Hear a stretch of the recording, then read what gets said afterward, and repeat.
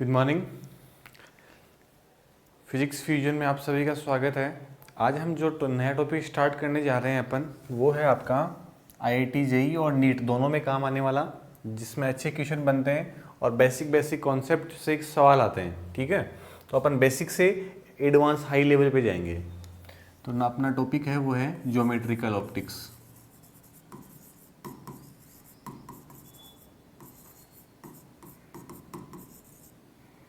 ठीक है, तो आप हेडिंग लगा लीजिएगा किरण प्रकाश की।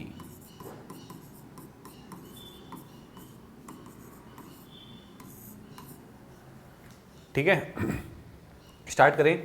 सबसे पहले देखो, नाम से ही क्लियर है कि किरण प्रकाश की जो है, नाम से क्लियर है प्रकाश की किरण के बारे में अपन जो है इसमें स्टडी करने वाले हैं।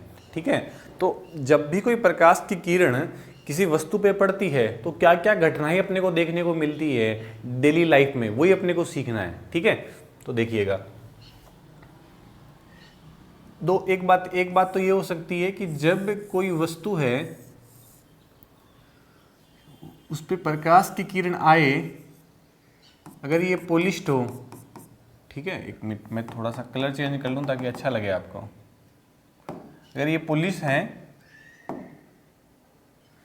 इसकी सतह अगर ये पॉलिश है और इस पर मतलब चिकनी सतह है, बिल्कुल स्मूथ है, उस पर अगर कोई प्रकाश की किरण आती है तो कहानी क्या होती है, जितनी भी किरणें आएगी सारी की सारी क्या होगी, परावर्तित। मतलब जिस माध्यम से आती है वापस उसी माध्यम में लौट जाती है।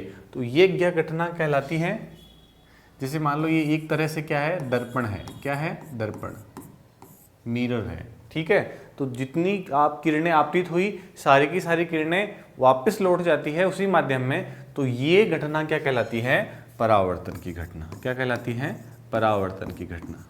तो लिख लीजिएगा आप इसमें, यहाँ पर इधर, कि जब किसी चिकनी सतह पर, मैं बोल रहा हूँ वो लिख लीजिएगा, जब किसी, इसके डायग्राम के नीचे लिखिएगा कि जब किसी चिकनी या पॉलिश्ड सतह पर जितनी भी प्रकाश किरणें आपतित होती है वह वापस उसी माध्यम में लौट जाती है, जिसे परावर्तन कहते हैं। जिसे क्या कहते हैं, परावर्तन। ये यहाँ नीचे, इसके नीचे लिख लीजिएगा। ठीक है, जिसे हम क्या कहते हैं, परावर्तन कहते हैं। अच्छा, इसमें ये जो किरण, इसको अपन अलग से पढ़ लेंगे, चलो बाद में। अच्छा, एक क्या हो सकता है, एक मेथड ये हो सकता है कि भाई अगर कोई पारदर्शी वस्तु है, क्या है, कैसी, कोई पारदर्शी वस्तु है, उस पे अगर कोई प्रकाश की किरण आती है तो कहानी अलग होगी साहब। अपने को पता है क्या कहानी होगी तब, अगर किसी पारदर्शी वस्तु पर कोई किरण आपतित हुई तो होगा क्या, आपतित हुई तो क्या होगा, वो उसमें से निकल जाएगी। ठीक है, अगर कोई वस्तु पूर्ण पारदर्शी है तो किरण उसके आर पार चली जाएगी। ठीक है, और ये किरण का पारगमन होना, ये घटना क्या कहलाती है, इसको हम कहते हैं अपवर्तन की घटना। क्या कहते हैं, अपवर्तन। ठीक है, ये किरण कौन सी है, इसको हम कहेंगे आपतित किरण। क्या कहेंगे, आपतित किरण। ये क्या कहलाती है, अच्छा ध्यान रखना, पारगमित किरण। इसको हम क्या कहेंगे, पारगमित किरण। लिख लीजिएगा आप।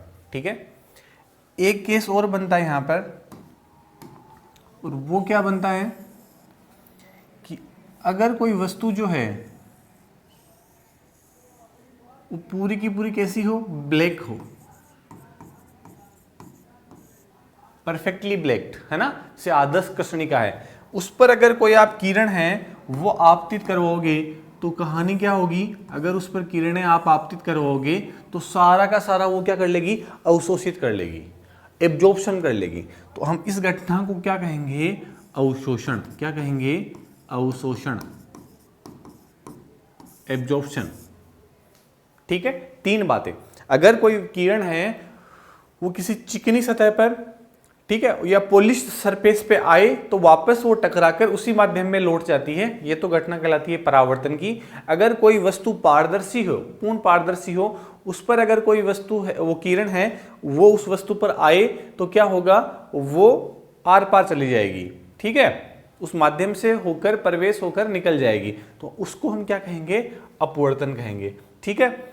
और अगर कोई वस्तु एकदम काली है, ब्लैक रंग की है, उस पर कोई किरण आती है तो वो क्या करेगी, उस वस्तु, काली रंग की वस्तु उस किरण को एब्जॉर्ब कर लेगी, अवशोषित कर लेगी, अपने अंदर समाहित कर लेगी, ना तो अपवर्तन होगा ना परावर्तन होगा, तो उसको हम क्या कहेंगे, अवशोषण कहेंगे, एब्जॉर्प्शन कहेंगे। तीन बातें हैं, तीनों की डेफिनेशन अलग अलग लिख लोगे आप कि जब कोई वस्तु पूर्ण यहां पर क्या लिखोगे इसके नीचे कि जब कोई वस्तु पूर्ण पारदर्शी हो, उस पर अगर कोई प्रकाश की किरण आपतित होती है तो वो किरण उस माध्यम में से निकलकर पारगमित हो जाती है। इसे हम क्या कहते हैं, इसे हम अपवर्तन कहते हैं। ये घटना क्या कहलाती है, अपवर्तन की घटना कहलाती है। और यहाँ पर अपने को पता ही है कि जब कोई वस्तु किसी आदर्श कृष्णिका या काली रंग की जो परफेक्टली ब्लैक बॉडी है उस पर अगर कोई वस्तु है वो क्या होगी, आपतित होगी, तो वो सारी की सारी किरणें क्या हो जाएगी, अवशोषित हो जाएगी। क्लियर है मेरी बात, ठीक है। ये तीन बातें।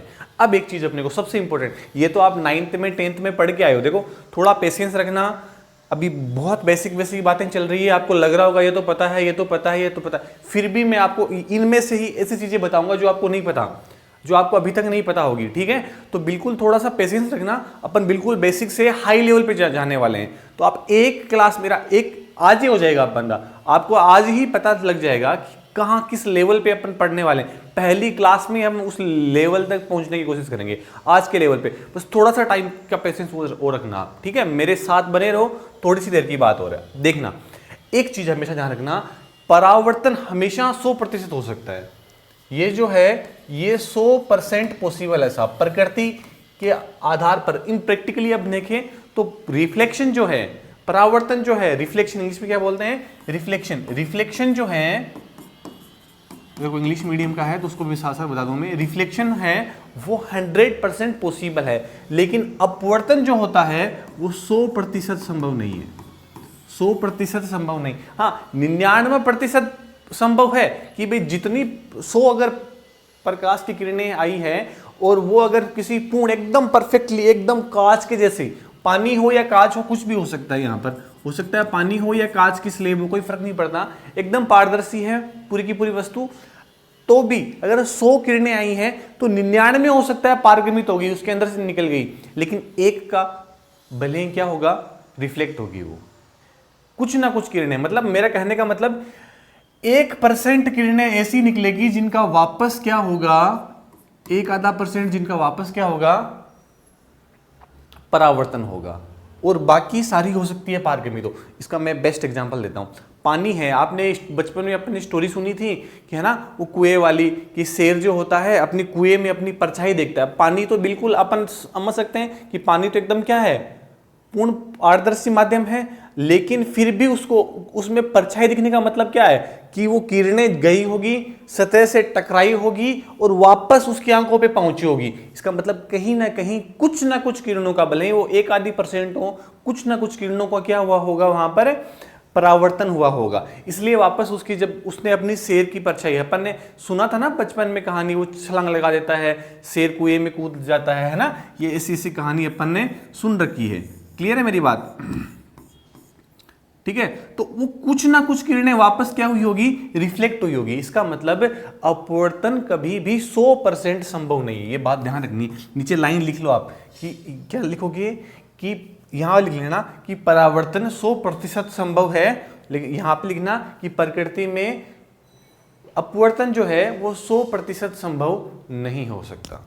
किसी भी, चाहे कितनी भी आप ट्रांसपेरेंट चीजें ले आओ, कुछ ना कुछ 1-आधा% तो, लॉजिकली प्रैक्टिकली बात कर रहा हूं मैं, थ्योरेटिकली बात नहीं, इन प्रैक्टिकल लाइफ में 100% अपवर्तन है वो संभव नहीं है साहब।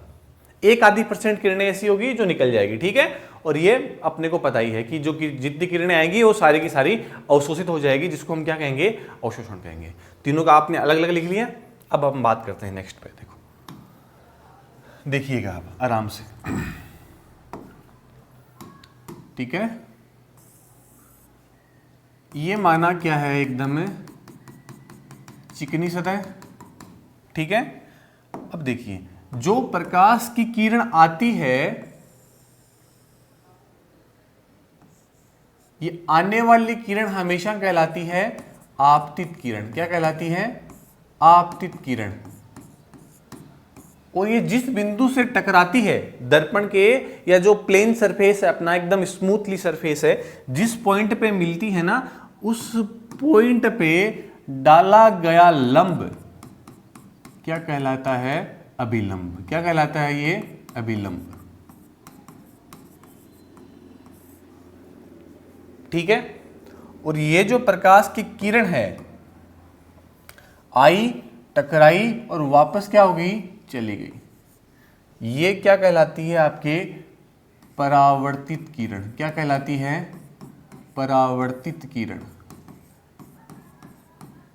ठीक है, डायग्राम बना लो आप। अपन एक एक स्टडी करेंगे। सबसे पहले परावर्तन के बारे में पढ़ेंगे, जब कंप्लीट हो जाएगा उसके बाद अपवर्तन पे आएंगे। क्लियर है मेरी बात? स्टेप बाय स्टेप चलने वाले हैं अपन। ठीक है, तो ये आपतित किरण और ये कौन सी? परावर्तित किरण। अब यहां पे मैं आपको कुछ चीजें बता रहा हूं, और वो अपन क्या पढ़ने वाले हैं? परावर्तन के नियम। ठीक है, तो अपन बचपन में पढ़ के आए हैं कि साहब परावर्तन के दो नियम होते हैं। एक परावर्तन का प्रथम नियम,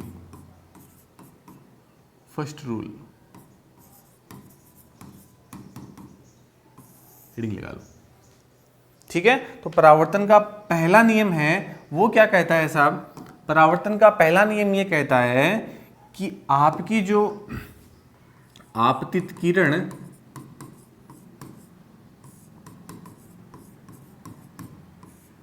और आपका जो अभिलंब है और परावर्तित किरण, परावर्तित किरण, तीनों के तीनों ये क्या होंगे? ये तीनों के तीनों एक ही तल में होंगे।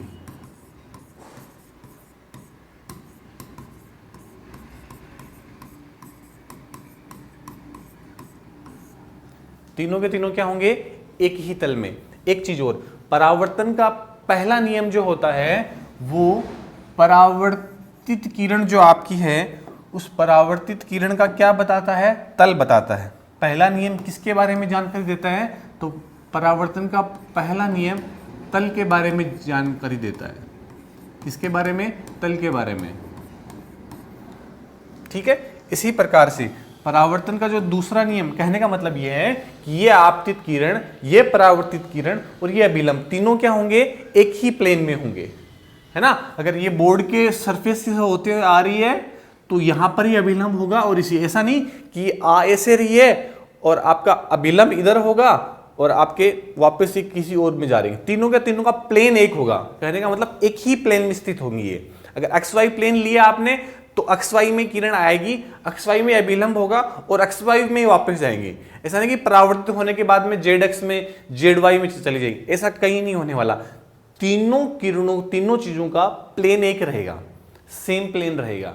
इसलिए हम बोलते हैं कि परावर्तन का जो पहला नियम है वो तल के बारे में जानकारी देता है, परावर्तित किरण की तल के बारे में। और परावर्तन का जो दूसरा नियम होता है वो परावर्तित किरण की स्थिति के बारे में जानकारी देता है। देखो ये नई चीजें आ रही है, आपने नियम पढ़े होंगे लेकिन ये नहीं पता होगा कि पहला नियम क्या बताता है, दूसरा नियम क्या बताता है।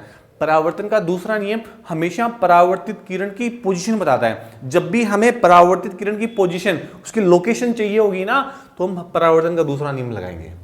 क्लियर है मेरी बात? तो दूसरा नियम क्या है?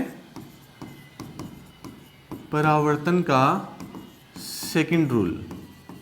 और परावर्तन का जो सेकंड रूल है वो क्या कहता है साहब? परावर्तन का जो सेकंड नियम है वो परावर्तित किरण की स्थिति बताता है। परावर्तित किरण की पोजीशन या स्थिति बताता है। क्या बताता है? परावर्तित किरण की स्थिति। और ये कहता क्या है? ये कहता है कि जो आपतित किरण है, जो क्या है आपके पास में आपतित किरण है, उसका अभिलंब के साथ बनाया गया कोण आई है, इसको हम कहेंगे आपतन कोण। और अभिलंब और परावर्तित किरण के बीच में जो कोण आर है, इन दोनों की वैल्यू हमेशा बराबर होगी। मतलब ये क्या कहता है? ये हमेशा ये चीज बताता है आपको कि आपतन कोण बराबर परावर्तन कोण।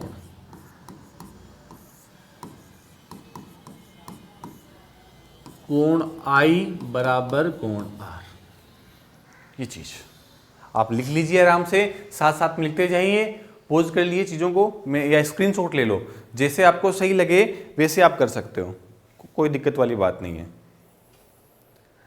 हो गया?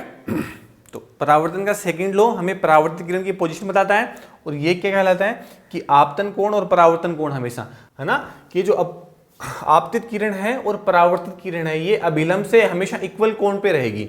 ये जो आपका अभिलंब है इससे जितने एंगल पे ये जो किरण आपतित हो रही है उतने ही एंगल पे क्या होगी, ये रिफ्लेक्ट होगी, परावर्तित होगी। अगर ये थीटा है तो ये भी थीटा है, अगर ये 2 थीटा है तो ये भी 2 थीटा है, अगर ये 30 डिग्री से आ रही है तो वापस 30 डिग्री पे ही जाएगी, अभिलंब से 30 डिग्री पे ही जाएगी। ये कहलाता है परावर्तित किरण का सेकंड नियम, हमें ये बताता है। एक चीज और, हम ये तो किताब का नियम है, हम अपना नियम क्या बनाएंगे इसमें, अगर आपतन कोण और परावर्तन कोण अगर बराबर हैं तो जाहिर सी बात है जनाब कि ये जो कोण होगा ना, कौन सा कोण है, ये आपतित किरण का दर्पण से बनाया गया कोण थीटा है, तो परावर्तित किरण का भी दर्पण से बनाया गया कोण कितना होगा साहब, थीटा। इसका मतलब इस नियम से निकाला है अपन ने, वो है नहीं नियम, इस नियम का ही मतलब है, वो अपने आप निकल के आती है, हमें अंडरस्टूड है, कई क्वेश्चनों में काम आएगी ये वाली बात कि आपतित किरण और परावर्तित किरण दर्पण के साथ बराबर कोण बनाती है। मैं वापस लाइन बोल रहा हूं, कॉन्सेप्ट है कि न्यूमेरिकल सोल्व करेंगे उस टाइम काम आएगी, लिख लीजिए कॉपी में। क्या बोल रहा हूं मैं, ये लाइन बहुत काम की है, लिख लीजिए कॉपी में कि जो आपतित किरण है और परावर्तित किरण है वो दर्पण से हमेशा क्या करेगी, बराबर कोण बनाएगी। सिंपल सी बात है, ये अगर ये आई और ये आर, ये अगर आई है तो ये भी आई है, ये इक्वल है, ये टोटल कितना 90, अगर ये इक्वल है और ये इक्वल है, इसका मतलब ये जी अगर थीटा है और ये इक्वल है तो ये भी थीटा ही होगा। लॉजिकली अपन सोचें, कोई मैथमेटिक्स नहीं है इसमें, सब कोई मैथमेटिक्स नहीं लगाने की रिक्वायरमेंट अपने को, बिल्कुल लॉजिकली अपन सोचें तो भी अपना आंसर आता है कि कोण आई और आर अगर बराबर हैं, इसका मतलब है दर्पण से जितने एंगल पे आएगी ना, थीटा एंगल पे आएगी तो वापस दर्पण से, मिरर से थीटा एंगल पे क्या हो जाएगी, रिफ्लेक्ट हो जाएगी, परावर्तित हो जाएगी। सिंपल सी बात है। तो यहां पे नीचे लाइन लिख लीजिएगा आप कि आपतित किरण और परावर्तित किरण दर्पण से हमेशा बराबर कोण बनाती है। ये लाइन काम की है, अपन न्यूमेरिकल में काम में लेंगे, मैं पहले बता रहा हूं, डायरेक्ट नहीं कि कोण आई कोण आर बराबर होंगे, आजकल ट्रेंड हो रहा है चेंज, ठीक है, तो ये कॉन्सेप्ट अपने काम में आएगा, ठीक है। ये लिख लीजिएगा आप आराम से, स्क्रीनशॉट लेना हो तो ले लो, लिखना हो तो लिख लो, उसके बाद अपन आगे चलते हैं।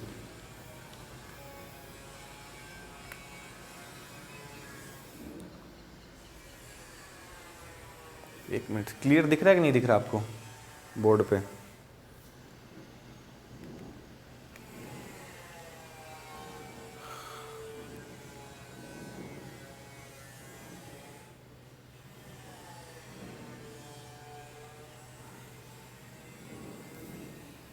हाँ ठीक है, आप स्क्रीनशॉट लीजिए भी, मिरर से इक्वल बनेगी कोण, अगर ये थीटा बनाएगी तो ये भी थीटा, दोनों कोण क्या रहेंगे, हमेशा इक्वल रहेंगे, ठीक है। बाहर की थोड़ी नॉइस आ रही है, विंडो बंद कर देते हैं अपन।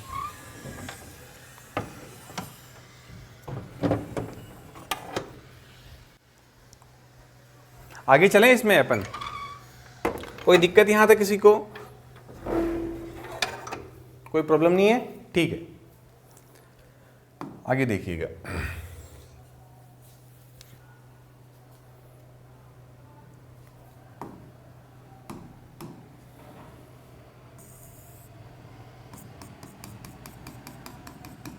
अगर कोई प्रकाश की किरण अभिलंबवत आपतित होती है,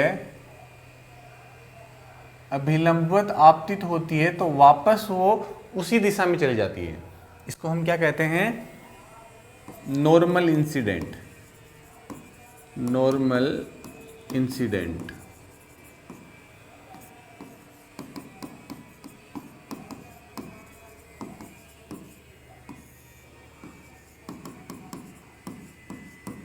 अभिलंबवत आपतन।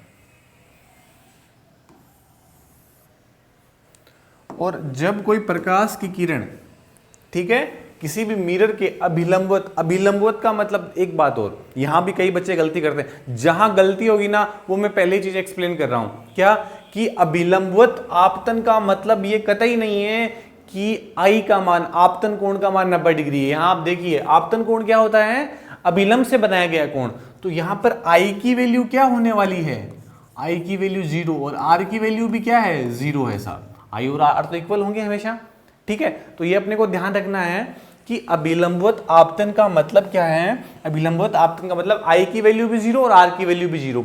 अगर कोई प्रकाश की किरण, मिरर चाहे कैसे भी रखा हो, लेकिन उसके जो अभिलंब है मतलब 90 डिग्री, अभिलंब का मतलब उस जो मिरर के 90 डिग्री के कोण पर अगर वो जाके टकराती है ना, तो वापस उसी डायरेक्शन में, जिस डायरेक्शन में आई ना, वापस यानी उल्टे मुंह लौट जाती है, अपने पथ को दोहराती है। बहुत काम की बात है साहब, बहुत काम की बात है। अगर कोई प्रकाश की किरणें अभिलंबवत आपतित होती है तो वो क्या होता है, अपने पथ को दोहराती है, अपने पथ को दोहराती है। ये बहुत क्वेश्चंस में आएगा, मैं बार बार बोल रहा हूं कि दूसरे परावर्तन के बाद किरण ने अपना पथ दोहराया, इसका मतलब हमें अंडरस्टूड होना चाहिए। मैं कॉन्सेप्ट ही बता रहा हूं अभी अभी, अपन जो चीजें पढ़ रहे हैं वो सारी की सारी, इसका मतलब अपने पथ को दोहराने का मतलब हमें सीधा पता चल जाना चाहिए कि हाँ सर ने बताया था कि अपने पथ को दोहराने का मतलब है किरण हो कहीं ना कहीं ऐसा हुआ होगा कि उस मिरर के 90 डिग्री के एंगल पे जाके टकराई होगी और वापस लौट आई होगी उसी पथ पे। पथ को दोहराने का मतलब यही है कि उस मिरर पे जाके 90 डिग्री के एंगल पे टकराए। फिर अगर स्पीड कम लग रही है तो आप 1.25 1.75 पे देख लीजिएगा, अगर ज्यादा लग रही है तो 0.75 पे देख लीजिएगा, जैसा आपको सही लगे। अगर सही है तो कोई प्रॉब्लम वाली बात नहीं है, ठीक है। तो अपने पथ को दोहराने का मतलब क्या है, क्वेश्चंस में लिखा होगा साफ साफ न्यूमेरिकल्स में कि ये प्रकाश की किरण है वो तीसरे परावर्तन, चौथे परावर्तन, दूसरे परावर्तन के बाद अपने पथ को दोहराती है। तो जहां पर भी ये बात लिखी हो अपने पथ को दोहराती है, उसका मतलब अपने को सीधा निकाल के ये रखना है कि इसका मतलब वो कहीं ना कहीं दर्पण के 90 डिग्री के कोण पे टकराई होगी। 90 डिग्री कोण का मतलब आपतन कोण 90 नहीं है, अभिलंबवत टकराई है, मतलब दर्पण से 90 डिग्री का कोण बनाते हुए वो किरण आई है। क्लियर है मेरी बात। आपतन कोण, हाँ कई बच्चे क्या होता है ज्यादा इंटेलिजेंट है, उनको अभिलंबवत टकराने नॉर्मल स्टूडेंट पता होता है, लेकिन वो वहां पर आई की वैल्यू कि अभिलंबवत का मतलब समझते दिमाग में उनके मैथमेटिक्स ने भर दिया होता है कि आई 90 है ना, तो आई का मान 0 है। यहां पर ध्यान ये रखना है, आपतन कोण 0 है और परावर्तन कोण भी 0 है। मेरी बात क्लियर है कि नहीं है, यहां से चीजें क्लियर है। अपने पथ को दोहराने का मतलब क्या है, अपने पथ को दोहराने का मतलब है कि दर्पण पे 90 डिग्री के कोण पे टकराई होगी। क्लियर है। दूसरी बात देखिएगा, अगर कोई प्रकाश की किरण, कोई प्रकाश की किरण क्या है, वो दर्पण के समानांतर, लगभग समानांतर, लगभग क्या हो, अगर वो समानांतर आपतित होती है तो वो क्या होगा, परावर्तन के पश्चात वो लगभग, परावर्तन के पश्चात क्या होगा, परावर्तन के पश्चात वो लगभग समानांतर ही क्या हो जाती है, लौट जाती है। क्लियर है मेरी बात। परावर्तन के बाद क्या होगा, परावर्तन के बाद वो लगभग समानांतर ही क्या हो जाती है, लौट जाती है।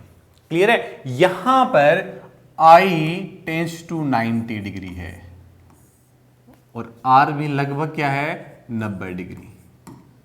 और इसको हम क्या कहते हैं, इसको हम कहते हैं स्पर्श रेखीय आपतन। क्या कहते हैं, स्पर्श रेखीय आपतन। इसको क्या कहते हैं अपन, स्पर्श रेखीय आपतन, ग्लेजिंग इंसिडेंट इंग्लिश में। अगर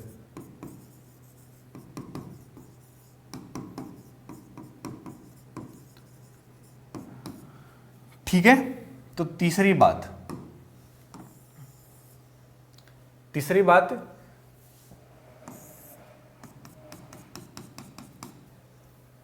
अगर कोई प्रकाश किरण,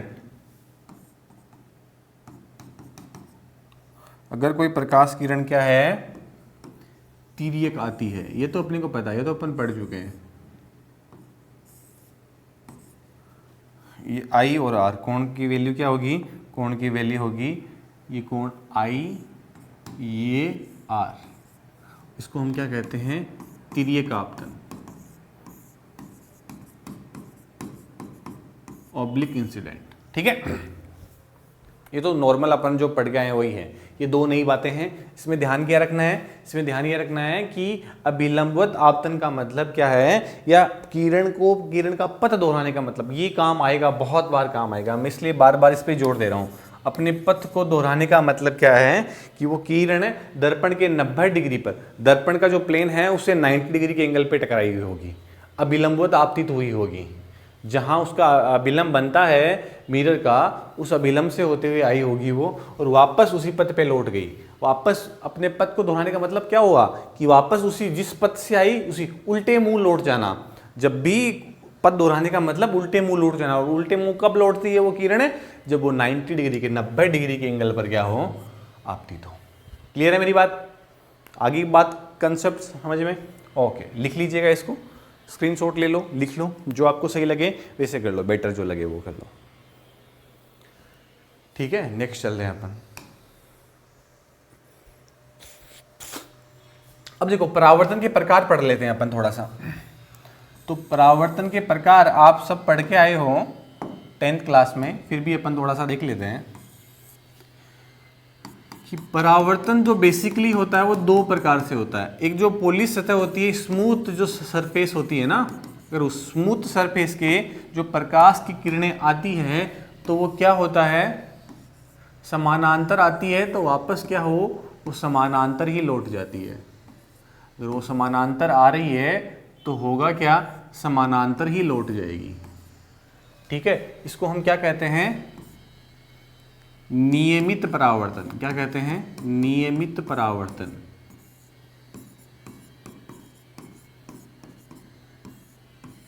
रेगुलर रिफ्लेक्शन।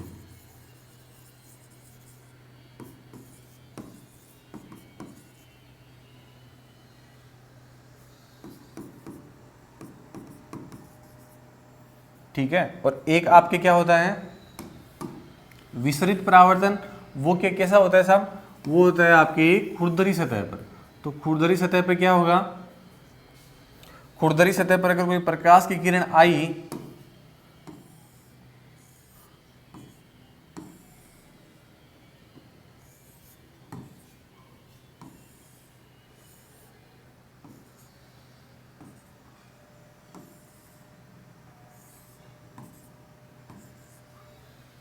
ठीक है, तो इसका मतलब क्या हुआ, इसको हम क्या कहते हैं, विसरित।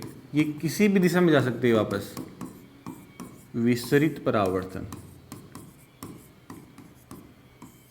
इंग्लिश में कहते हैं डिफ्यूज्ड। ठीक है, एक बात और, कई क्वेश्चन ये पूछते हैं आजकल कि क्या विसरित परावर्तन में जो कोण आई और आर बराबर होगा क्या। आई और आर का मतलब क्या हुआ, आपतन कोण और परावर्तन कोण बराबर हो। देखने पे लग रहा होगा कि यार ये नहीं, आई और आर नहीं, यहां पर अभिलंब अलग अलग होता है साहब। परावर्तन के नियम परावर्तन की घटना में हमेशा लागू होते हैं, पहला और दूसरा। अगर पहला और दूसरा नियम लागू नहीं, इसका मतलब परावर्तन नहीं है। चाहे वो नियमित हो चाहे विसरित हो, परावर्तन के नियम हमेशा लागू होंगे। तो सवाल पूछा जाता है, क्या विसरित परावर्तन में परावर्तन के नियम काम करते हैं? तो बिल्कुल करते हैं साहब। अगर परावर्तन के नियम ही काम नहीं करेंगे तो कहाँ ही का परावर्तन। ठीक है, तो यहां पर ये अलग अलग दिशा में लौटने का कारण क्या है, इस प्लेन के अभिलंब अलग अलग हैं। समझ में आ रही है, लेकिन अभिलंब कैसे ही हो, आई और आर तो हमेशा बराबर। यहां पर अभिलंब ऐसा रहा होगा, क्लियर है मेरी बात। तो यहां पर और यहां पर अभिलंब जो है इसका ऐसा रहा होगा। इसका मतलब अभिलंब अलग अलग होने की वजह से क्या हो रहा है, यहां पर अभिलंब अलग अलग होने की वजह से ये आई और आर तो हमेशा बराबर है। ये आई और आर हमेशा क्या रहेंगे, इक्वल ही रहेंगे। क्लियर है मेरे। परावर्तन के नियम तो काम करेंगे तीनों एक ही तल में। कौन कौन से, आपतित किरण, अभिलंब और परावर्तित किरण। पहला नियम हो गया तल के बारे में जानकारी देगा। दूसरा नियम परावर्तन का, दूसरा नियम क्या देता है, परावर्तित किरण की स्थिति के बारे में। तो परावर्तित किरण की स्थिति कैसे बताएं, निकालेंगे हम, जितने एंगल से आ रही है अभिलंब के उतने ही एंगल से वापस क्या होगी, रिफ्लेक्ट होगी। तो चाहे परावर्तन नियमित हो चाहे विसरित हो, इसमें तो दिख रहा है साफ साफ आई और आर इक्वल दिख रहा होगा आपको, इसमें भी आई और आर इक्वल है। परावर्तन के नियम यहां भी काम करेंगे, ध्यान ये रखना है। लिख लीजिएगा, डायग्राम बना लो आराम से या स्क्रीनशॉट ले लो आप।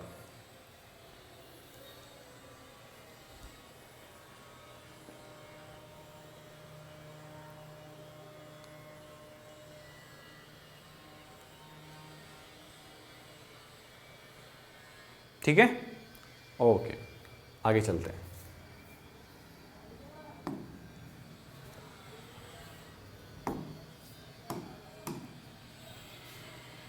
नेक्स्ट टॉपिक लगाइएगा, परावर्तन में या परावर्तित किरण का विचलन।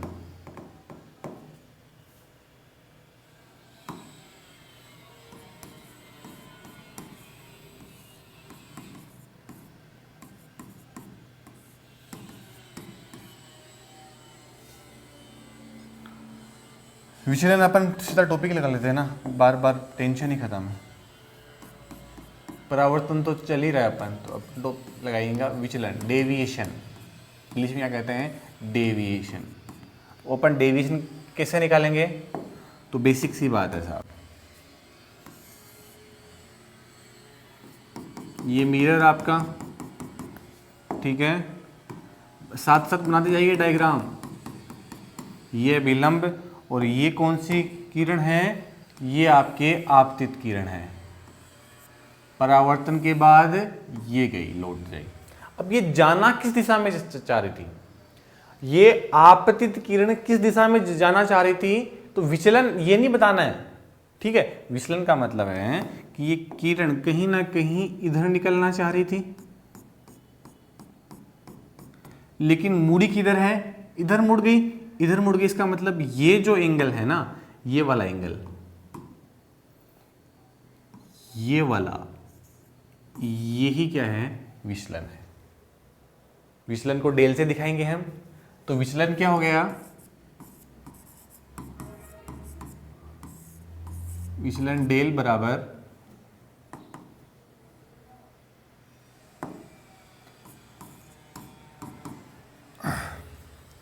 एक चीज देखिएगा आप, यहां पर जो एंगल है वो कितना बन रहा है, ये कोण आई और आर इक्वल होते हैं, आई और आर इक्वल होते हैं, ये अगर आई है ये, तो ये भी कितना होगा, कोण आई।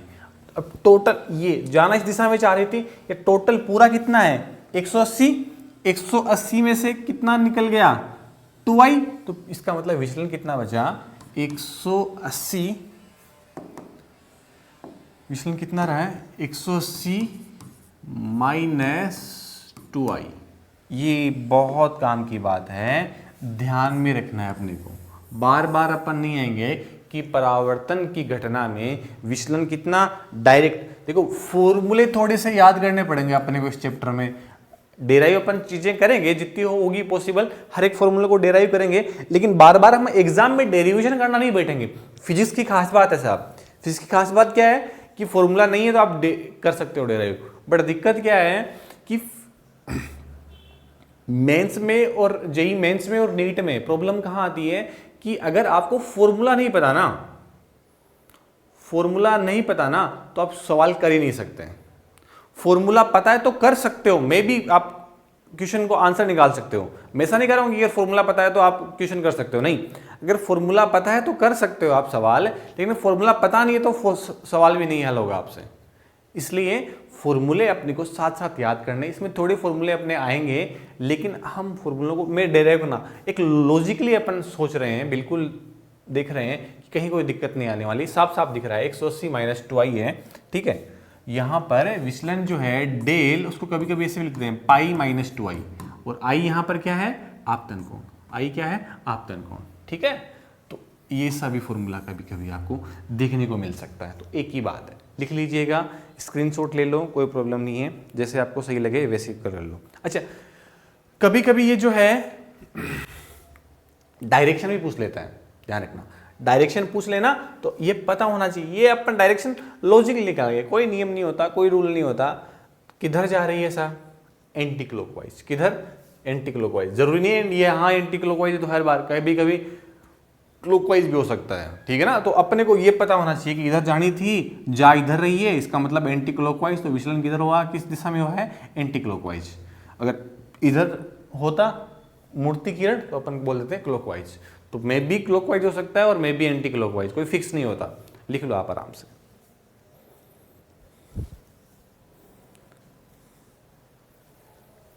हो गया? एक सवाल करते हैं अपन।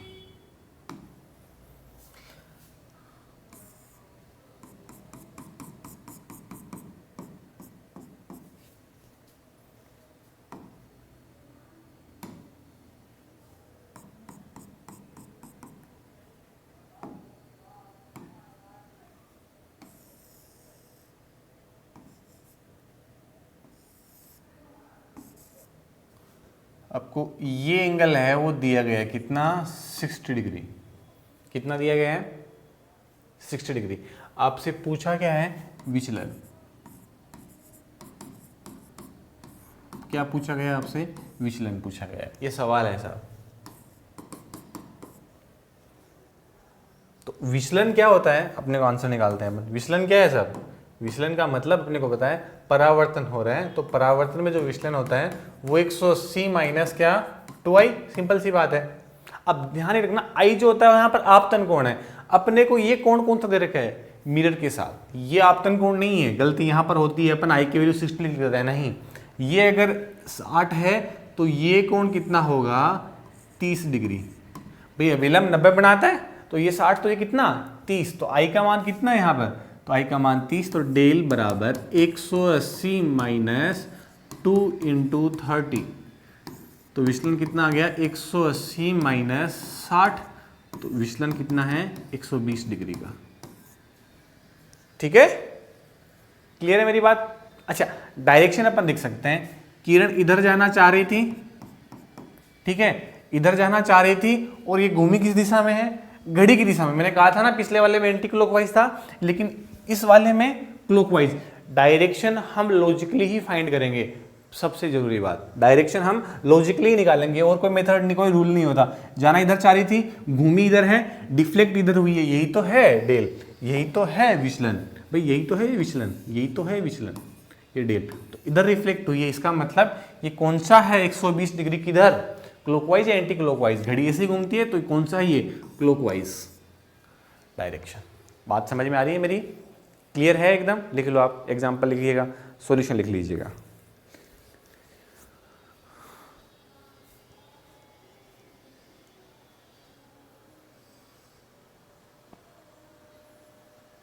ठीक है, हो गया? स्क्रीनशॉट ले लिया? लिख लो, बेटर, सबसे बेटर तो यही है। अब दो बातें अपन अब पढ़ने वाले हैं। पहली बात,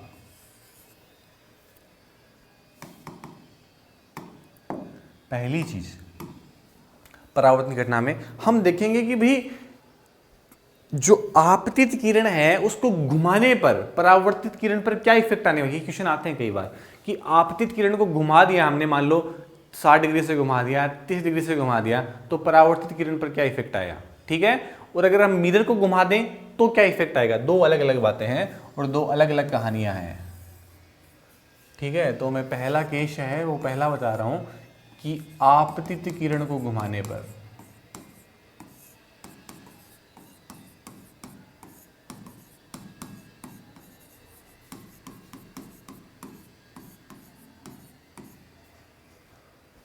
और दूसरा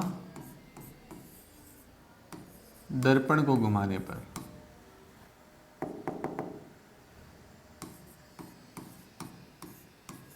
लिख लीजिएगा आप भी साथ साथ।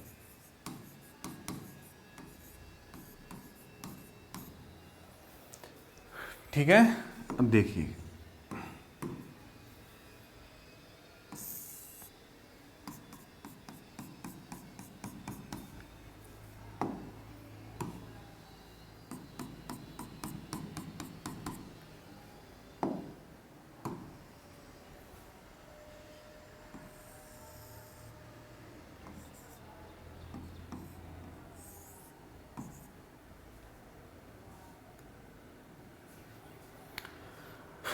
अगर इसको मैंने क्या किया है, थीटा डिग्री घुमा दिया, आपतित किरण को क्या करा अपन ने, थीटा डिग्री घुमाया, तो परावर्तित किरण भी क्या होगा भाई, जाहिर सी बात है, ये जो अभिलंब है इससे आपने थीटा डिग्री इधर घुमाया, तो जितना ये इधर घूमेगी परावर्तित किरण भी इधर घूमेगी, इधर घूमेगी। इसका मतलब परावर्तित किरण भी क्या होगी, थीटा डिग्री इधर घूमेगी। सर थीटा ही क्यों घूमेगी, थीटा इसलिए घूमेगी क्योंकि उसको अभिलंब से जो कोण है वो बराबर रखना है। मैंने कहा था परावर्तन के नियम नहीं बदलेंगे साहब, परावर्तन की घटना में परावर्तन के नियम जो दोनों अपन ने पढ़े हैं वो हमेशा लगने वाले हैं। तो अभिलंब के साथ कोण बराबर करने के लिए इसको भी इधर आना पड़ेगा, अगर ये इधर जा रही है तो इसको भी इधर आना पड़ेगा साहब। क्लियर है मेरी बात? इसलिए इसको अगर थीटा घुमाओगे ना तो ये भी थीटा घूमेगी, लेकिन विपरीत दिशा में घूमेगी। अगर इसको आप इधर घुमा रहे हो तो ये इधर घूमेगी, इसको इधर घुमाओगे तो ये इधर घूमेगी, ये इधर घूमेगी। मतलब इसको इधर घुमाने पर ये इधर जाएगी, इसको इधर घुमाने पर ये इधर जाएगी। आप ऐसे घुमाओगे तो ये वाली ऐसे घूमेगी, आप इसको क्लॉकवाइज घुमाओगे तो ये एंटी क्लॉकवाइज घूमेगी। समझ में आ रही है मेरी बात? इसका मतलब है यहां नीचे लाइन लिखो, आप बहुत काम की बात है, वो लाइन लिखो नीचे, इसके नीचे लिख लो, जस्ट मिरर के नीचे लिख लो, लिखो आपतित किरण को जितना घुमाएंगे परावर्तित किरण भी इतना ही घूमेगी। लिखो लाइन, आपतित किरण को जितना घुमाएंगे तो परावर्तित किरण भी इतना ही घूमेगी, लेकिन विपरीत दिशा में। किसमें? विपरीत दिशा में। बहुत काम की बात है ये। आपतित किरण को जितना घुमाएंगे परावर्तित किरण भी उतना ही घूमेगी। कॉन्सेप्ट लिख लो, ये कॉन्सेप्ट लिखा रहा हूं मैं डायरेक्टली कॉन्सेप्ट, ये चीजें याद होनी चाहिए। जो मैं कॉन्सेप्ट लिखा हूं ना वो दिमाग में होनी चाहिए, कभी भी आपको पूछो तो आपको याद है। बिल्कुल सर, बिल्कुल याद है हमें। सवाल कॉन्सेप्ट से उठ के आएंगे। अरे जेई में क्या सवाल चेंज होते हैं क्या? सवाल चेंज मिलेंगे, कॉन्सेप्ट नहीं बदलने वाले, नंबर बदल जाएंगे। कॉन्सेप्ट अगर क्लियर है तो कहीं कोई दिक्कत नहीं वाले वाली। क्लियर है?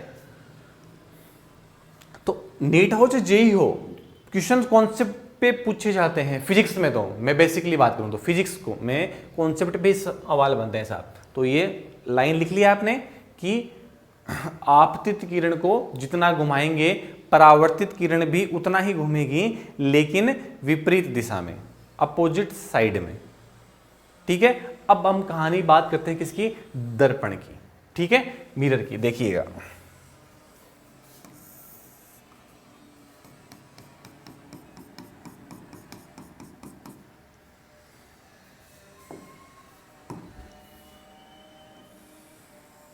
ये अभिलंब है, ठीक है, ये आपतित किरण,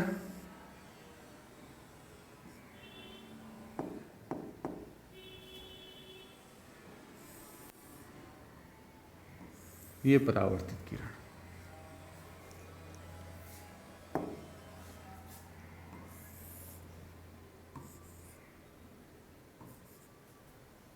ठीक, यहां पर हम क्या कर रहे हैं साहब? यहां पर हम आपतित किरण को नहीं घुमा रहे। मैंने मान लो ये यहां पर किसको किया अपन ने? टिल्ड मिरर को किया है। किसको किया है? मिरर को घुमा दिया। ये मिरर को इतना थीटा डिग्री एंगल पे घुमा दिया। कितना घुमाया है? वो भी थीटा डिग्री पे घुमा दिया साहब। कितना घुमाया आपने? थीटा पे। अब मिरर आपतित किरण को चेंज नहीं किया, छेड़ा ही नहीं उसको, जैसा है जिधर से आ रही है वैसे ही आ रही है। जो सोर्स पहले था वही सोर्स बाद में है। लाइट सोर्स चेंज किया ना उसकी डायरेक्शन चेंज की है, हमने केवल मिरर को थोड़ा सा घुमाया है, थीटा एंगल घुमा दिया। अब मिरर को अगर थीटा एंगल घुमाएंगे तो क्या परावर्तित किरण भी घूमेगी या नहीं घूमेगी? ध्यान से समझते हैं, देखिएगा। मैंने मान लो जो पहले, अब खुद सोचो, पहले मेरे को बताओ आप कि भाई अगर मैं आप मिरर को अगर मैं घुमाऊं तो क्या घूमेगी कि नहीं घूमेगी? सिंपल सी बात है, बताओ जी, घूमेगी या नहीं घूमेगी? बिल्कुल घूमेगी।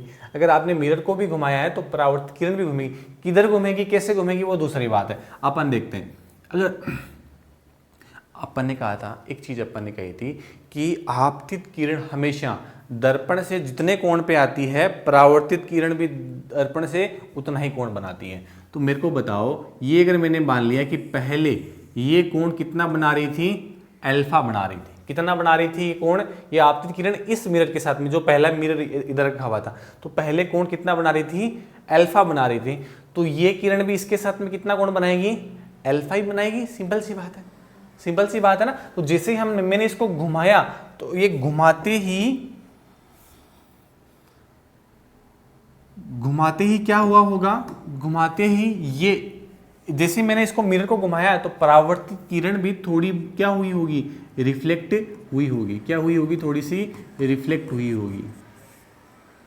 पूरा बना देते हैं, ठीक है। ये अगर अल्फा है, ये थीटा है, तो अब नए वाले मिरर के साथ में कितना एंगल है बताओ मुझे, आराम से देख के, आराम से, कोई जल्दबाजी नहीं है। ये अगर टोटल अल्फा है और ये अगर थीटा है तो ये एंगल कितना है, अल्फा माइनस थीटा। अच्छा, ये अगर थीटा है तो ये भी क्या होगा, कोण थीटा ही होगा, ईर्षाभिमुख कोण। अरे भाई, मिरर जितना उठा होगा था, इधर उठा है, उतना ही तो उधर से होगेगा। तो ये एंगल भी कितना है, थीटा है साहब। ये थीटा है तो ये भी थीटा है। अच्छा, मुझे एक बात बताओ वापस से कि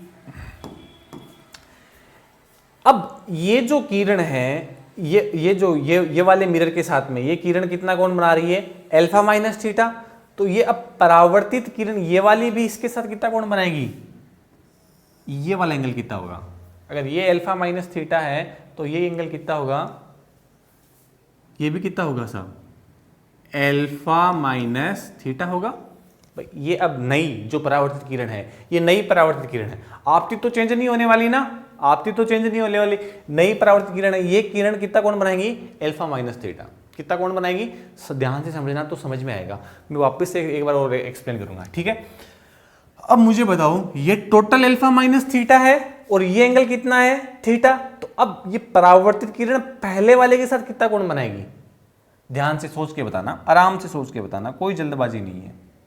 पहले वाले के साथ कितना कोण बनाएगी,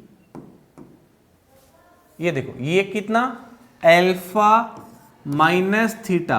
टोटल एंगल कितना, ये अल्फा माइनस थीटा, इसमें से ये कितना निकल गया, थीटा। तो ये कितना बचा, alpha minus theta minus theta.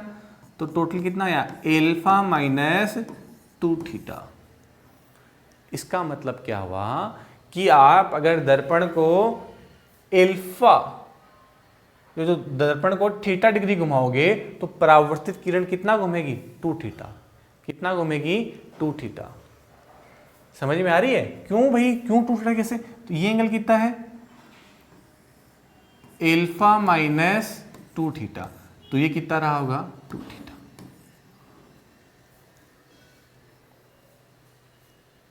समझ में आ रही है बात मेरी, क्लियर है बात, समझ में आ रही है। इसका मतलब अगर आप मिरर को थीटा डिग्री घुमाओगे, इसका मतलब तो परावर्तित किरण क्या घूमेगी, 2 थीटा डिग्री घूमेगी। इसका मतलब मिरर या दर्पण को घुमाने पर परावर्तित किरण पर डबल प्रभाव पड़ता है। कॉन्सेप्ट हमें ऐसे लर्न करना चाहिए, ऐसे मैंने ऐसे याद कर रखा है कि भाई दर्पण का डबल प्रभाव पड़ता है। आपतित किरण का जितना घुमाओगे उतना घूमेगी और दर्पण को जितना घुमाओगे उसके डबल घूमेगी और उसी दिशा में घूमेगी। तो यहाँ नीचे लाइन लिख लो, लिखो दर्पण को जितना घुमाएंगे परावर्तित किरण डबल घूमेगी और उसी दिशा में घूमेगी। दर्पण को जितना घुमाएंगे तो परावर्तित किरण डबल घूमेगी और उसी दिशा में घूमेगी। क्लियर है मेरी बात, देखो सेम डायरेक्शन तो है, दर्पण को इधर घुमाया है तो परावर्तित किरण भी इधर घूमी है, लेकिन घूमी कितनी है, 2 थीटा। अगर थीटा घुमाओगे तो कितनी घूमेगी, 2 थीटा घूमेगी। एक बार मैं और समझाता हूं, पहले लिख लो आप, इसको आराम से लिख लो आप।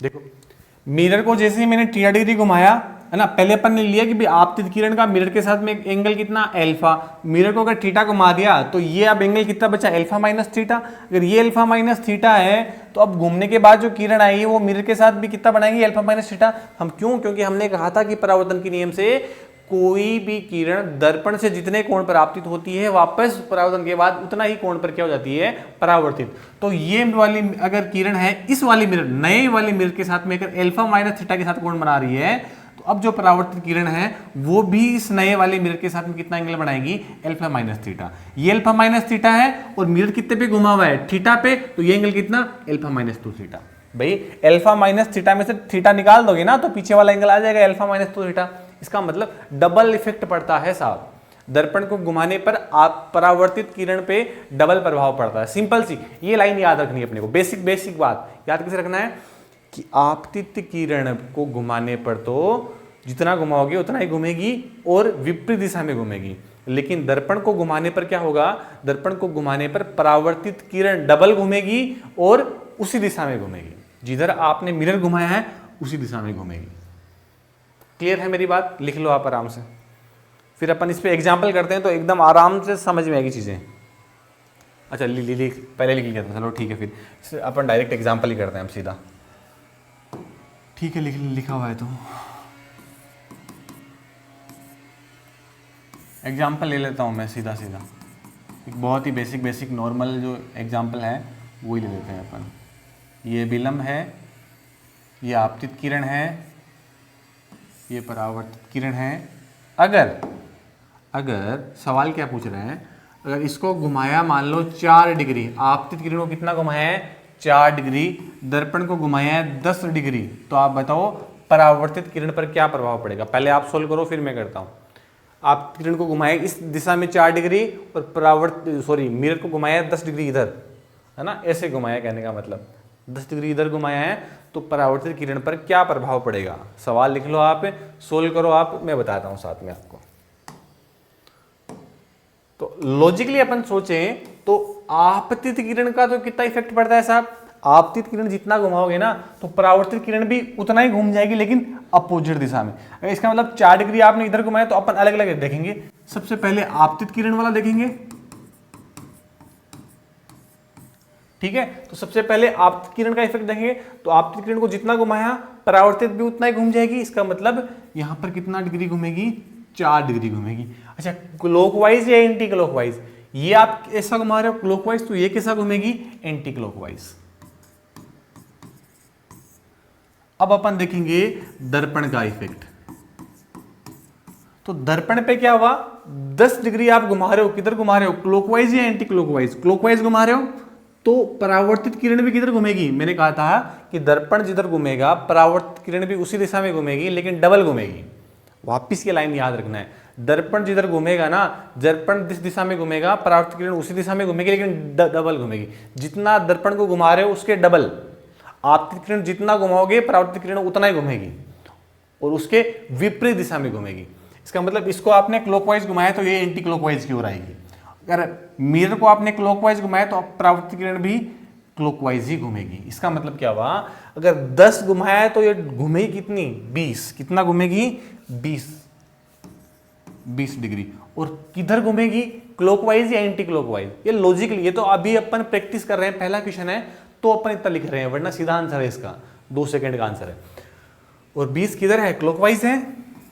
तो नेट कितना है साहब, नेट कितना आया, 20। ये तो क्लॉकवाइज और 4 एंटी क्लॉकवाइज, तो टोटल कितना, 20 माइनस 4 कितना, 16 डिग्री। और क्लॉकवाइज या एंटी क्लॉकवाइज, क्लॉकवाइज, ज्यादा क्लॉकवाइज ही है, सीधी सी बात है, ठीक है ना, सीधी सी बात है भाई, इतना सोचना ही नहीं है, लफड़ा करना ही नहीं है अपने को। ये इसको 4 घुमा रहे हो तो ये भी 4 घूमेगी, लेकिन अपोजिट दिशा में। इसको 10 घुमा रहे हो तो ये 20, ये वाली 20 घूमेगी उसी दिशा में। तो 20 में से 4 गए, पीछे कितने बचे, 16। सिंपल सी बात है, बिना पेन कॉपी उठाए आप क्वेश्चन को कर सकते हो। लिख लो, सॉल्यूशन लिख लो, आराम से लिख लो आप। लिखा, अपन नेक्स्ट चलते हैं। एक एनसीईआरटी का एग्जांपल करते हैं अपन।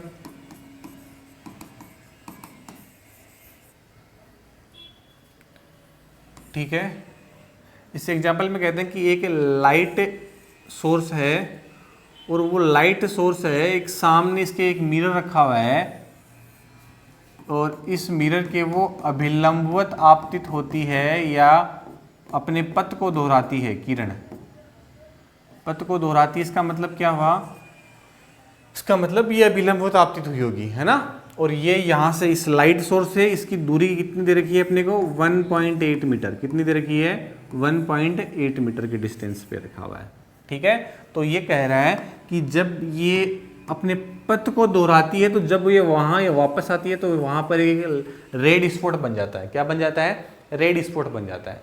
अब ये आपसे कह रहा है कि अगर आपने मिरर को है वो इस डायरेक्शन में 3.5 डिग्री घुमा दिया, मिरर को अगर आप घुमा दोगे तो कहानी क्या होगी साहब, मिरर को अगर आप घुमा दोगे तो कहानी कुछ अलग हो जाएगी।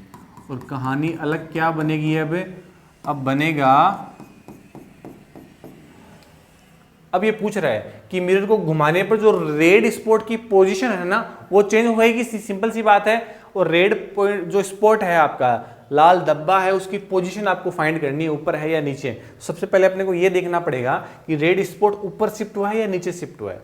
तो देखो मिरर को किधर घुमाया, इस डायरेक्शन में, तो जो परावर्तित किरण है वो भी किधर घूमेगी, इसी डायरेक्शन में। मैंने कहा था कि मिरर को घुमाने पर डबल इफेक्ट आता है और उसी दिशा में आता है। शॉर्ट में याद करो, मिरर को घुमाने पर, दर्पण को घुमाने पर जितना घुमाओगे परावर्तित किरण भी उसके डबल घूमेगी, ठीक है। इसका मतलब है डबल इफेक्ट आएगा। इसका मतलब आपने 3.5 घुमाया है, इधर घुमाया तो मिरर परावर्तित किरण भी इधर ही घूमेगी, ठीक है। और इधर घूमेगी, इसका मतलब है ये यहाँ पे कहीं और ये यहाँ पे कहीं। अब क्या बनेगा, आपका रेड स्पॉट बनेगा। क्लियर है मेरी बात, ये समझ में आ रही है क्या बात। और अच्छा ये कितना डिग्री घूमेगी, तो ये घूमेगी आपके 7 डिग्री। कितना घूमेगी, 7 डिग्री। जाहिर सी बात है 3.5 आपने मिरर को घुमाया तो किरण कितना घूमेगी, 7 डिग्री। 3.5 का दोगुना, सिंपल सी लॉजिक वाली बात है। अपने को चाहिए क्या, ये डिस्टेंस चाहिए साहब। ये अब एक आप देखोगे एक ट्राइंगल बन रहा है, ये 1.5 मीटर लंब है, निकालना है अपने को। तो जब भी अपने को लंब निकालना हो, आधार दिया हुआ हो, तो हम क्या काम में लेते हैं साहब, टेन थीटा। क्या काम में लेते हैं हम, टेन थीटा। और टेन थीटा होता क्या है, लंब बटा आधार, लंब बटा आधार। तो लंब क्या आ गया,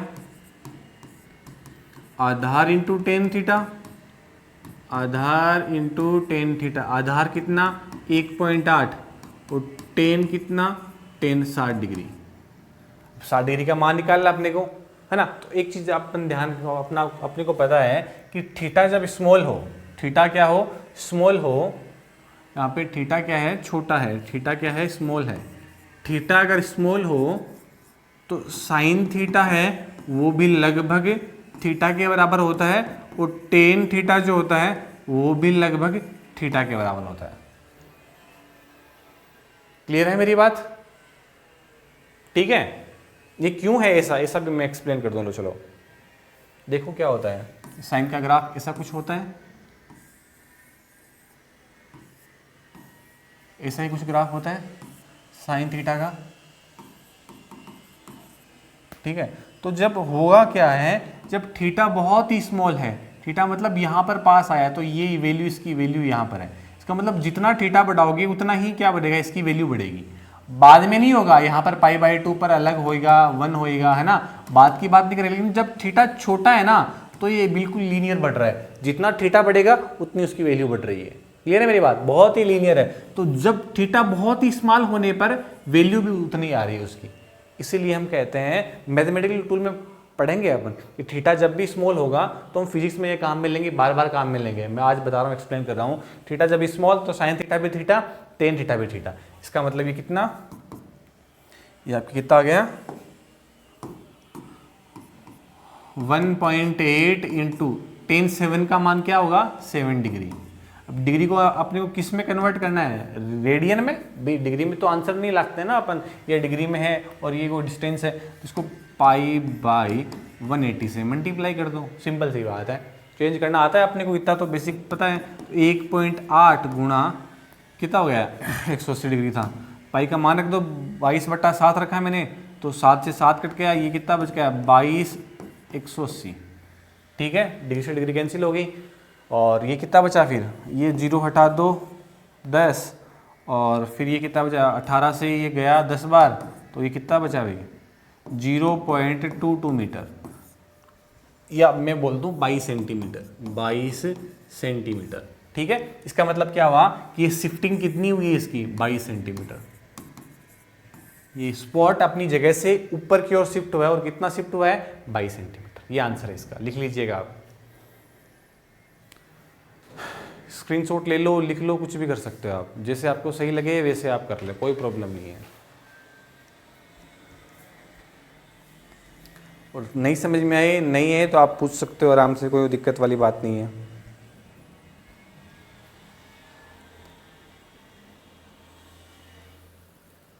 ठीक है, अगले चलते हैं अपन। एक आपको जो है वो कभी कभी ऐसे पूछता है कि ये एक मिरर है और इस मिरर के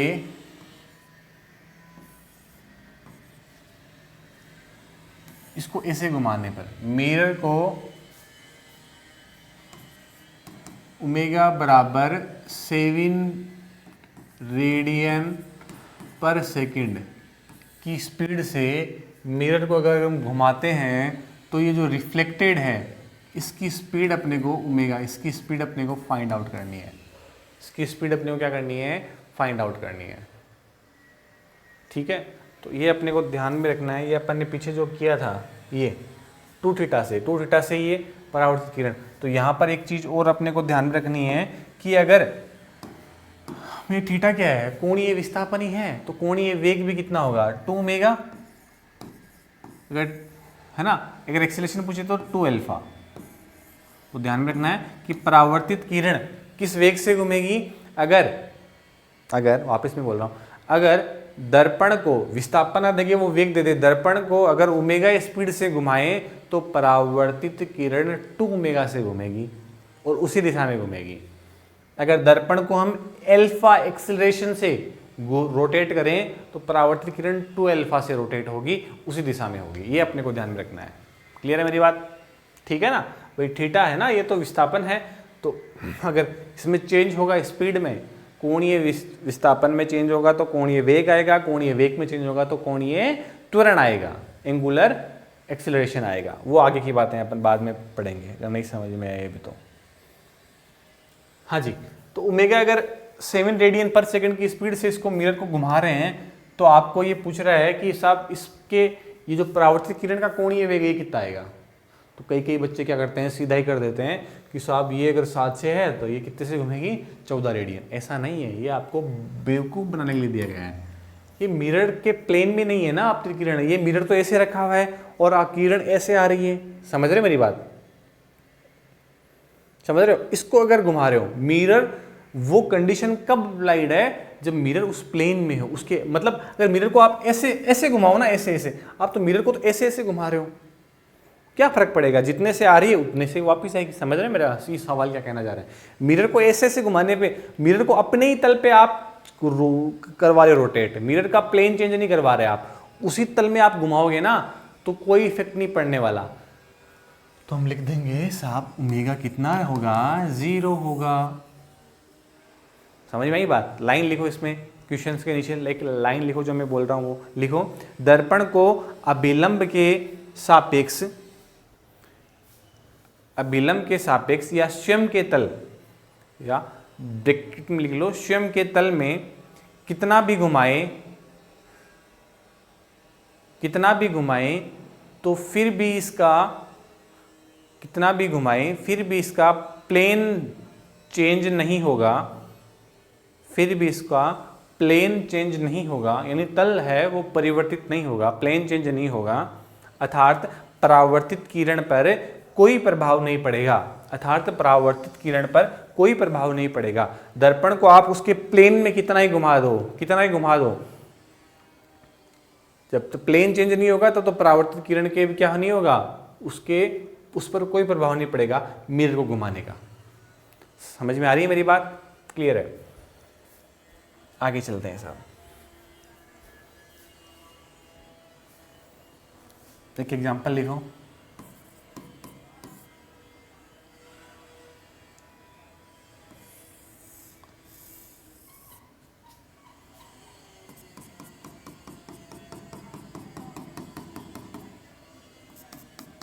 साथ साथ लिखते जाओ भी आप।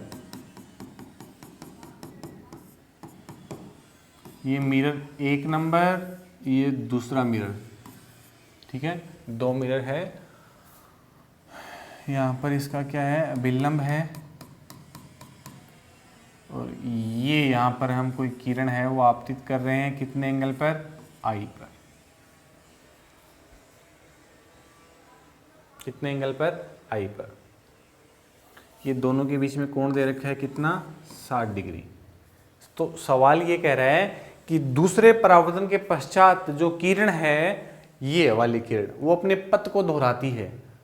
दूसरे परावर्तन के पश्चात अपने पथ को दोहराए, यानी कहने का मतलब ये आई की वैल्यू हम कितना रखें कि दूसरे परावर्तन के पश्चात ये अपने पथ को दोहराए। पथ को दोहराने का मतलब वापस उल्टे मुंह लौट आए। तो वापस उल्टे मुंह कब लौट आएगी ये, जब दूसरे परावर्तन पर। मैंने कहा था वो बहुत काम की बात है।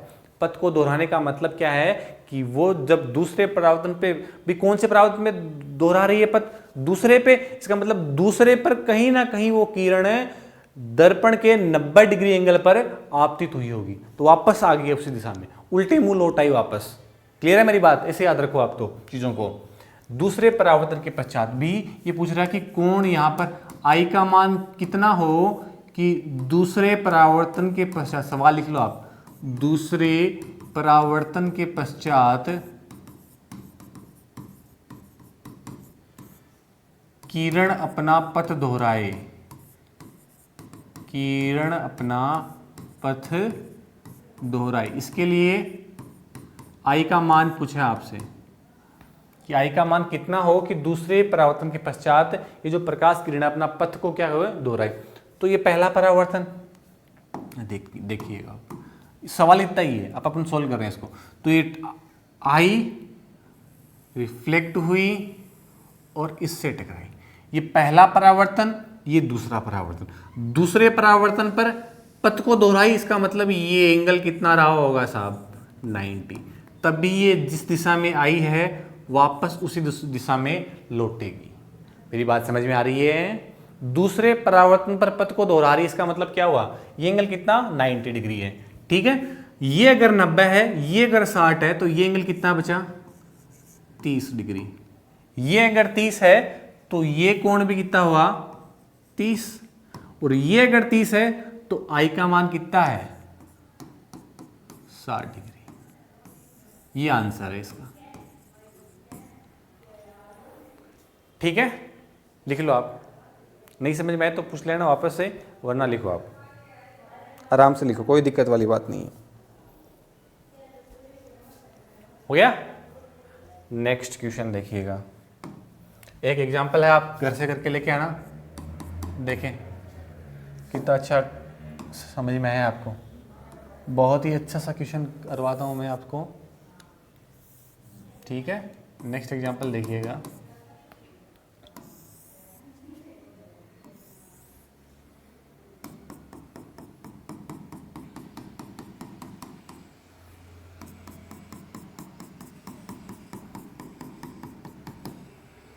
मिरर 1 मिरर 2, दोनों के बीच में एंगल कितना है, थीटा।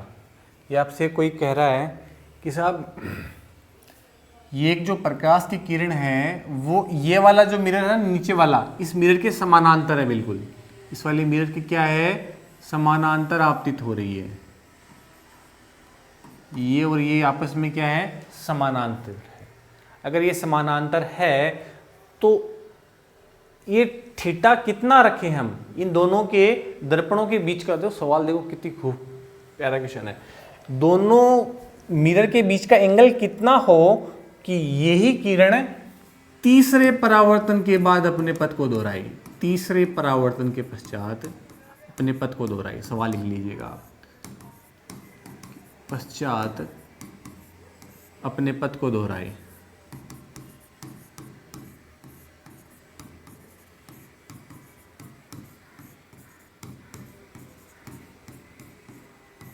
इसके लिए थीटा बताना आप, थीटा का मान कितना हो कि तीसरे परावर्तन के पश्चात ये क्या हो, अपने पथ को दोहराए। बताइएगा, सोचो आप, पहले करो फिर मैं बताता हूं।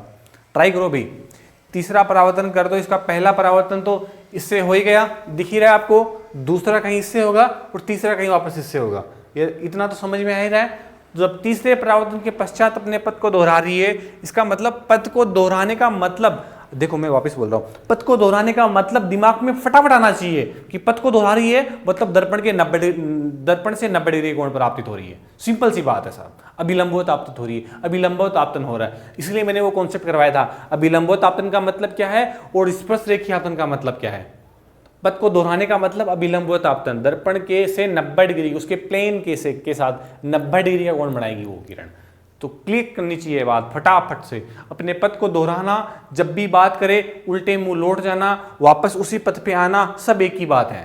और सबका मतलब ये निकल के आता है कि किरण 90 डिग्री के कोण पर आपतित हुई होगी दर्पण के प्लेन से। सिंपल सी बात है, तो ट्राई करो भी।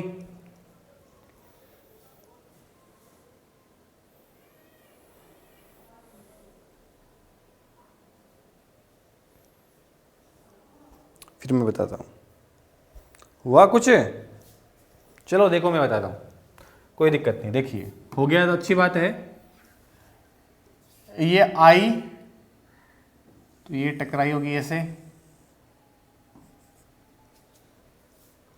ठीक है। ये टकराने के बाद वापस ऐसे गई होगी, यहां पर ये जो एंगल कितना बन रहा होगा 90 डिग्री,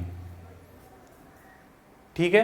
अगर ये 90 है, ये थीटा है, ये कितना एंगल है 90 माइनस थीटा। और ये तो पता है ना अपने को, त्रिभुज के तीनों कोणों का योग कितना है 180 होता है। ये 180 में से 90 निकल गया, थीटा निकल गया, तो पीछे कितना बचा 90 माइनस थीटा। अगर ये 90 माइनस थीटा है तो ये भी कितना हुआ होगा 90 माइनस थीटा। अगर भाई मैंने कहा था कि अब ये जो है जितने कोण से दर्पण के साथ जितना कोण बनाएगी, परावर्तित किरण भी दर्पण से उतना कोण बनाएगी। तो परावर्तित किरण 90 माइनस थीटा बना रही है, तो आपतित किरण भी कितना बना रही होगी 90 माइनस थीटा। यहां तक कोई दिक्कत हो तो पूछो आप, यहां तक कोई प्रॉब्लम किसी को? अब देखिए कोई दिक्कत नहीं साहब, ये अगर 90, देखो टोटल वापस मैं इधर समझाता हूं, ये कोण 90 माइनस थीटा है, ये भी 90 माइनस थीटा है, तो ये कितना रहा होगा भाई टोटल कितना? ये टोटल कितना है 180, टोटल कितना 180, 180 में से निकाल दो 90 माइनस थीटा, और एक और निकाल दो 90 माइनस थीटा, तो ये कितना बचा 180 minus 90 plus theta minus 90 plus theta. ये 90 और 90 माइनस के 180 हो रहे हैं, तो पीछे कितना बचा 2 थीटा। इसका मतलब ये वाला एंगल कितना हुआ होगा, ये वाला कोण कितना है साहब जनाब, ये है आपका 2 थीटा। ये 2 थीटा है, लेकिन ये कितना है, इधर 90 है तो इधर भी कितना 90 डिग्री का कोण है। ये 90 है, ये 2 थीटा। सिंपल ज्योमेट्री है, बहुत सिंपल ज्योमेट्री लगानी है बस। ज्योमेट्री का बहुत बड़ा रोल है, अगर थोड़ी वीक है तो थोड़ी दिक्कत आने वाली है आपको इस टॉपिक में, इस चैप्टर्स में। मैं पहले बता रहा हूँ, ज्योमेट्री सीख जाएंगे अपन, अगर थोड़ी वीक है तो भी सीख जाएंगे अपन, कोई प्रॉब्लम वाली बात नहीं है। बस एक चीज अपने को ध्यान, मैंने क्या कॉन्सेप्ट काम में लिए हैं, ये आप चीज हमेशा याद रखना। कौन सी वाली बात कि ये बात ध्यान रखना आप हमेशा कि ये अगर कोई एंगल है, ये 90 डिग्री है ना, और ये अगर थीटा है, तो ये जो तीसरा कोण निकल के आता है ना, वो डायरेक्ट याद होना चाहिए अपने को। ये कितना होता है 90 माइनस थीटा, सीधा याद होना चाहिए। कैसे है वो मैं बता दूं, तीनों कोणों का योग कितना होता है 180, 180 में से क्या निकल गया 90, और क्या निकल गया थीटा निकल गया, 180 में से 90 निकल गया, पीछे की तरफ 90 माइनस थीटा, तो ये तीसरा एंगल आ गया। बस डायरेक्ट पता होना चाहिए कि ये 90 है, ये थीटा, तो ये 90 माइनस थीटा, वही कॉन्सेप्ट काम में ले रहे हैं अपन। अच्छा ये 90 है, ये 2 थीटा की संख्या आ गया 2 थीटा, तो ये एंगल इस बार कितना होने वाला है, इस बार एंगल कितना होने वाला है ये बताओ? बिल्कुल सही बात है 90 माइनस 2 थीटा, 90 माइनस 2 थीटा। यहां तक कोई दिक्कत हो तो बताओ, यहां तक सबके क्लियर है चीजें? यहां तक कोई दिक्कत किसी को? कोई दिक्कत नहीं है सर। अगर ये 90 माइनस 2 थीटा है, तो ये एंगल भी कितना रहा होगा आपका 90 माइनस 2 थीटा। जाहिर सी बात है भाई, जितने कोण पर दर्पण के साथ जो परावर्तित किरण बना रही है, आपतित किरण भी दर्पण के साथ उतना ही कोण बनाएगी। समझ में आ रही बात? तो ये 90 माइनस 2 थीटा है तो ये भी 90 माइनस 2 थीटा ही है, सिंपल सी बात है। अब देखिएगा, अब एक बहुत प्यारा कॉन्सेप्ट काम में लेंगे अपन, और वो कौन सा कॉन्सेप्ट है? वो ये वाला है कि जब दो समानांतर किरणों को एक तिर्यक रेखा काटे तो ये वाला कोण, कौन से वाला? ये वाला, ये कोण थीटा है। तो जाहिर सी बात, देखो इस लाइन के साथ ये थीटा बन रहा है तो ये एंगल भी कितना होगा? थीटा। तो इनको हम क्या कहते हैं? संगत कोण। क्या कहते हैं? संगत कोण। ठीक है, अब यहां पर हम काम में लेंगे थीटा। ये लाइन समानांतर, ये मिरर के समानांतर थी। मैंने कहा था आपतित किरण है वो नीचे वाले मिरर के क्या है? समानांतर है।